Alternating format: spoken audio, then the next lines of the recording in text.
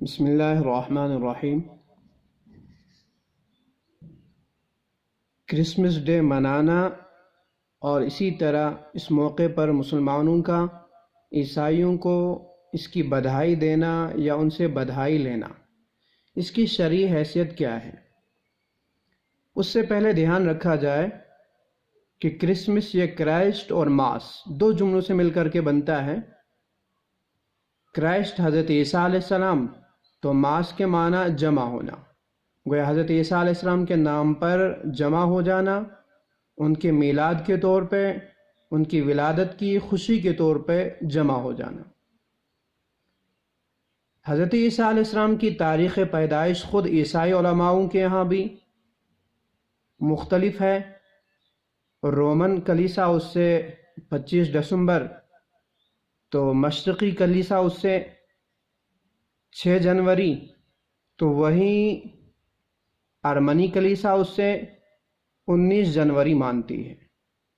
تو جہاں تاریخ پیدائش ان کی مختلف ہے،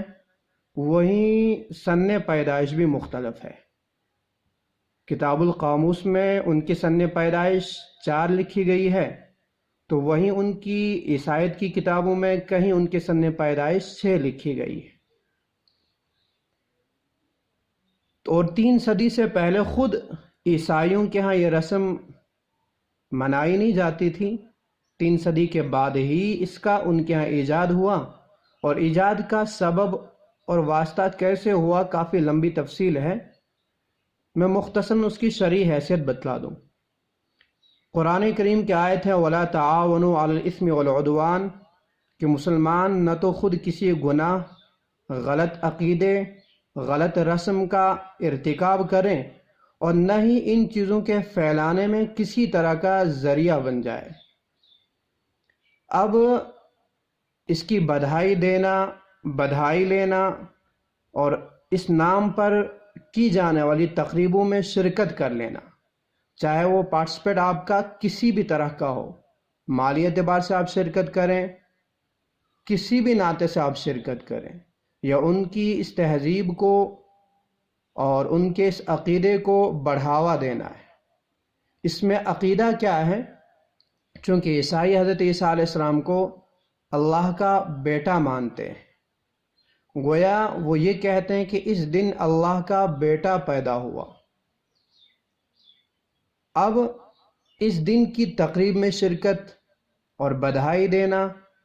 اس کا صاف مطلب یہ ہوا کہ گویا ان کا جو عقیدہ ہے کہ اس دن اللہ کا بیٹا پیدا ہوا ہے، آپ بھی اس عقیدے کے اندر شرکت کر رہے ہیں، اور جانے انجانے میں آپ بھی عقیدے کو بڑھاوا دے رہے ہیں، وہ آپ بھی سمجھ رہے ہیں کہ اس دن اللہ کا بیٹا پیدا ہوا۔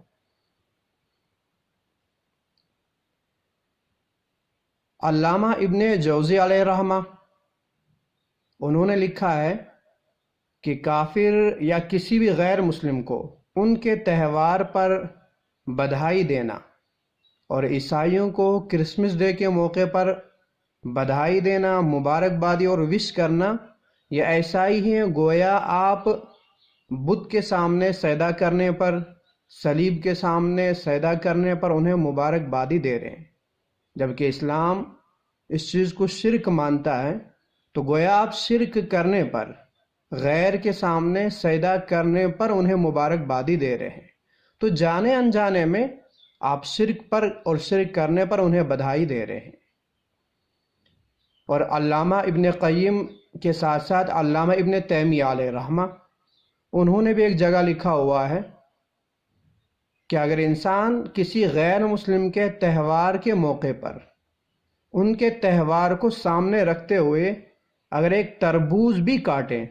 تو وہ تربوز کا کاٹنا بھی ایسا ہوگا گویا اس نے خنزیر کو ذبح کیا۔ تو کسی بھی غیر مسلم کی تہذیب اور ان کے عقیدے کا پرچار، اور اسی طرح ان کی کسی تقریب میں، مذہبی تقریب میں کسی طرح کی بھی شرکت یہ مسلمان کے لیے قطعاً جائز نہیں۔ اب ہمارے کچھ جو لوگ اپنے آپ کو دانشور، روشن خیال اور یہ سمجھتے ہیں کہ اس میں اظہار یکجہتی ہے، اور اس میں ہم اپنے ان بھائیوں کا، چاہے ہم وطن کہہ دیجئے یا کچھ بھی، وہ اسے دانش مندی اور اسی طرح روشن خیالی کا نام لے کر کے ان کی تقریبوں میں شرکت کرتے ہیں اور اسے غلط نہیں سمجھتے، اور جو اسے روک رہے ہیں انہیں کہتے ہیں کہ وہ لوگ تعلیم یافتہ نہیں، اسے روکنے والوں کو کہا جاتا ہے کہ وہ تنگ نظر ہے۔ حقیقت میں جو اس فرق کو سمجھتا ہی نہیں کہ دین اصل میں صرف اسلام ہے، اس کے سوا جو بھی مذہب ہے، ان الدین عند اللہ الاسلام، اس کے علاوہ جو بھی مذہب ہے رب کے یہاں وہ مذہب باطل ہے۔ تو ایسی صورت میں اظہار یکجہتی کا کیا مطلب، اور اس روشن خیالی کا کیا مطلب؟ کیا یہ روشن خیالی یہی ہے کہ کل اگر وہ اظہار یکجہتی کے طور پہ مسجد آ جائے نماز پڑھنے، تو پرسوں آپ بھی اظہار یکجہتی کے طور پہ ان کے کلیسا میں جائیں گے عبادت کرنے؟ یہ اس کا نام اظہار یکجہتی، اس کا نام تعلیم اور اس کا نام روشن خیالی نہیں۔ یہ روشن خیالی کی جگہ ڈبل پالسی اور خود اپنی اسلامی شعار کی دھجیاں اڑانا اور اسی طرح اسلامی تہذیب سے اور اسلامی غیرت کو مٹا دینا ہے۔ نتیجتاً کسی بھی مسلمان کے لیے اس موقع پر نہ تو انہیں وش کرنا جائز ہوگا، ان کی تقریب میں شرکت کرنی جائز ہوگی۔ مجھے ایک عیسائی نو مسلم نے فون کیا کہ کچھ سال پہلے کچھ مسلمان دوست میرے تھے جو اس موقع پر میری ہر طرح کی معاونت، مالی معاونت کرتے اور رات کے 3 بجے تک میرے ساتھ اس دن کو منانے کے لیے اظہار یکجہتی کے طور پہ رات کے 3 بجے تک اور ہر طرح مالی معاونت ثواب سمجھ کے کیا کرتے تھے۔ اب جب میں اسلام لا چکا، اسلام لانے کے بعد وہیں جب میں نے انہیں ایک پل دین کے لیے دینے کے لیے کہا تو انہیں فرصت نہیں، ایک پیسہ دین کے نام پہ خرچ کرنے کے لیے کہا تو انہیں ناگواری گزر رہی ہے۔ تو کیا یہی روشن خیالی ہے کہ آپ ان کے مذہب کے لیے پیسہ دینے کے لیے تیار اور رات رات اس تفریح کو منانے کے لیے تیار، لیکن جب اپنے دین کی بات آ جائے تو آدھا گھنٹہ 5 منٹ آپ نکالنے کے لیے تیار؟ یہ اظہار یکجہتی نہیں۔ تو ایسے میں 2 لوگوں سے خاص کر گزارش کروں، ایک تو ہندوستان سے بھی، کہ ہندوستان کی خوبصورتی اسی میں ہے کہ یہاں ہر مذہب کے ساتھ رواداری۔ ہندوستان تبھی تک نقشے پہ قائم ہے، ہندوستان تبھی تک خوبصورت اور بڑا دیش ہے جب تک یہاں سارے مذہبوں کی قدر کی جائے، سارے مذہبوں کے ساتھ رواداری رکھی جائے، مذہبوں کے اندر دخل اندازی نہ کی جائے۔ تو میں ان سے کہہ دوں کہ وہ مسلمانوں کو یا کسی بھی مذہب کے لوگوں کو اپنی تہذیب اور اپنے کلچر کو اختیار کرنے پر جبر نہ کریں۔ سکولوں میں وہ کویتائیں اور اسی طرح ان ترانوں کو نہ پڑھوایا جائے جن میں شرکی الفاظ ہو، جن کی مسلمانوں کو گنجائش نہ ہو۔ جب تک آپ اس اصول کو برقرار رکھیں کہ یہاں سکھ، عیسائی، ہندو، مسلم سبھی بھائی بھائی، ہر مذہب کی آپ عزت کریں، تو ہی جا کر کے یہ نقشے پہ قائم بھی ہے اور خوبصورت بھی ہے۔ ظاہراً ان کو اسلام سب سے بڑا دشمن لگتا ہے، تو میں بتلا دوں اسلامی تہذیب تو اور اسلامی تعلیم تو یہ ہے کہ جو ہندو اسلامی مملکت میں رہے اس کا خون، جان، مال اور عزت اسی طرح محفوظ رکھی جائے، اور مسلمانوں پر لازم ہے ان کی جان و مال کی حفاظت اسی طرح کر لینا جس طرح خود ان کی مسلمان کی جان و مال اور عزت و آبرو کی حفاظت۔ اتنا ہی نہیں، اسلامی تعلیم یہ بھی ہے کہ آپ ان کے مذہبی معاملات میں دخل اندازی نہ کریں جب وہ آپ کے ذمہ ہوں۔ تو جب اسلامی تعلیمات بھی ایسی ہے تو ایسے موقع پر میں اپنے ہندوؤں سے کہہ دوں کہ وہ بھی مسلمانوں پر اپنی تہذیب کو، اپنے کلچر کو اختیار کرنے پر جبر نہ کریں، وہ اس چیز کو سمجھیں کہ مسلمان کے لیے جو چیز جائز نہیں وہ اس کا مذہبی معاملہ ہے،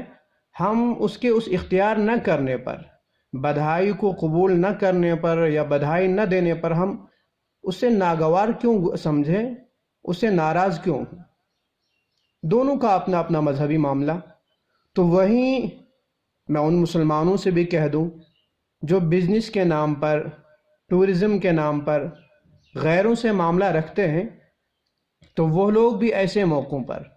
یہ سمجھتے ہیں کہ اگر ہم بدہائی دیں، بدہائی لیں تو اس سے ہمارا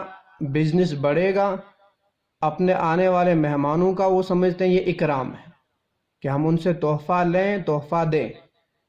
اور ان کی ان ایسی رسموں میں شریک ہوں۔ تو یاد رکھیں، اس سے آپ کا بزنس بڑھے گا نہیں، آپ کا بزنس ختم ہی ہو جائے گا۔ خاص کر میں کہہ دوں ان لوگوں سے جو کشمیر کے اندر کشمیری تہذیب اور کشمیری مسلمانوں کو پروموٹ کر رہے ہیں اور یہاں کی ثقافت کو عام کر رہے ہیں، جیسے ٹورزم ڈپارٹمنٹ ہے یا اسی طرح یہاں کا میڈیا ہے، تو انہیں چاہیے ایسے موقع پر، ان کا واسطہ ان لوگوں سے پڑتا ہے،